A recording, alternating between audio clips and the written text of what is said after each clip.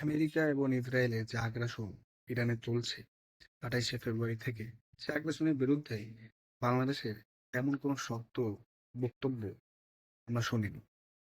দেখুন, অনেকে বলবেন যে বাংলাদেশের সীমাবদ্ধতা রয়েছে। হ্যাঁ, ইরানের যিনি বাংলাদেশের নিযুক্ত রাষ্ট্রদূত রয়েছেন, তিনিও বলেছেন যে আমরা জানি যে বাংলাদেশের বেশ কিছু সীমাবদ্ধতা রয়েছে।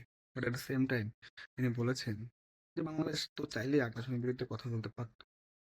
তিনি এখানে বলেছেন, বা আমরা এখানে বলতে পারি যে স্পেন, একটা ইউরোপের দেশ, তারা তো মুসলিম দেশ না। তারা কিন্তু আমেরিকার এই আগ্রাসনের বিরুদ্ধে কথা বলেছে, ইসরায়েলের আগ্রাসনের বিরুদ্ধে কথা বলেছে।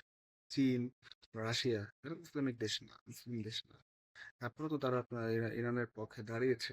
তো এই আপনার যে আগ্রাসন, তার বিরুদ্ধে কথা বলেছে। So why not Bangladesh? Bangladesh কি আপনার ভয় পায়? বা আমরা কি ভয় পাই? আমাদের দেশের সরকার কি ভয় পায় যে ইরানের পক্ষে কথা বললে, বা ন্যায় সত্যের পক্ষে কথা বললে? সত্য কি? তো হচ্ছে যে অন্যায়ভাবে আগ্রাসন চালিয়েছে ইসরায়েল এবং ইউএসএ ইরানের উপর। এবং ইরানের আয়াতুল্লাহ আলী খামেনি, যিনি সর্বোচ্চ নেতা ছিলেন, তাকে হত্যা করেছে। এছাড়াও ইরানের আরো তারা বড় বড় অফিসিয়ালরা ছিলেন, তাদের হত্যা করেছে নির্মমভাবে। এটা কি আগ্রাসন না? সেগুলো তো আমরা কেন কথা বলবো না? আমাদের কি সেই গাটস নেই? আমার অবাক লাগে। কেমন জানি আমরা খুব মানে মিনমিন করতেছি, আপনার কেমন জানি মানে প্রথমে আমাদের দেশের একটা ফরেন মিনিস্টার আপনার একটা বিবৃতি দিল যে যা হচ্ছে মধ্যপ্রাচ্যে এটা ঠিক না। ঠিক আছে, মানে জানেই না তারা কিছু, যে কিরা কে কার বিরুদ্ধে আগ্রাসন চালাচ্ছে। পরে তারা বললো যে না, ইরানের ওর সাথে যেটা হচ্ছে এটাও ঠিক না। খুব একটা ক্লিয়ার না, ঠিক আছে? আপনি ক্লিয়ার স্টেটমেন্ট দিন। এটা বলতে কেন ভয় লাগে যে এই অন্যায় আগ্রাসন ভালো না? আপনার আমার মতে তো যে ইসরায়েলের উপরও কোনো দেশ অন্যায়ভাবে আগ্রাসন চালাতো, আমাদের দেশের ফরেন মিনিস্টার বা ফরেন মিনিস্টার বিবৃতি দিত যে অন্যায় আগ্রাসনের বিপক্ষে আমরা। তাতে কি হয়েছে? ইসরায়েল হোক আর যে হোক, আমাদের শত্রু হোক, কারো বিরুদ্ধে তো আমরা আগ্রাসন আমাদের বরদাস্ত করা উচিত না। বাট ইরানের সাথে আপনার যাই যাই করছে আপনার ইউএসএ অ্যান্ড ইসরায়েল, কেন জানি আমাদের দেশের সরকার খুব চুপ, নীরব। মানে দেশের জনগণ কিন্তু ইরানের পক্ষে। তো আপনার ইভেন পাকিস্তানে আমি দেখেছি যে এই পাকিস্তানের জনগণও কিন্তু ইরানের পক্ষে। মুসলিম দেশগুলোর জনগণই কিন্তু ইরানের পক্ষে।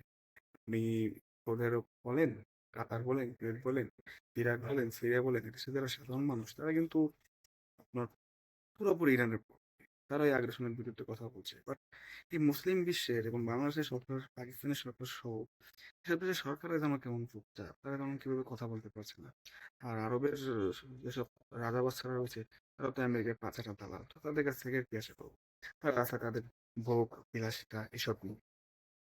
যাই হোক, আমার মনে খুব অবাক লেগেছে। এবং আপনারা জানেন হয়তো যে ইরানের রাষ্ট্রদূতও বলেছেন, যিনি বাংলাদেশে রয়েছেন নিযুক্ত, যে আমরা বাংলাদেশের বিবৃতিতে কষ্ট পেয়েছি, বা বাংলাদেশের সাম্প্রতিক যে কর্মকাণ্ড কষ্ট পেয়েছি। কেন কষ্ট পেয়েছি? কারণ বাংলাদেশ আগ্রাসনের বিরুদ্ধে বলছে না শক্তভাবে। কেমন জানি বাংলাদেশের বিবৃতি পাই, এটা তো আসলে আমরাও তো কষ্ট পাই যে আমাদের দেশের সরকার কেন খোলাখুলি ভাবে সব বলে না।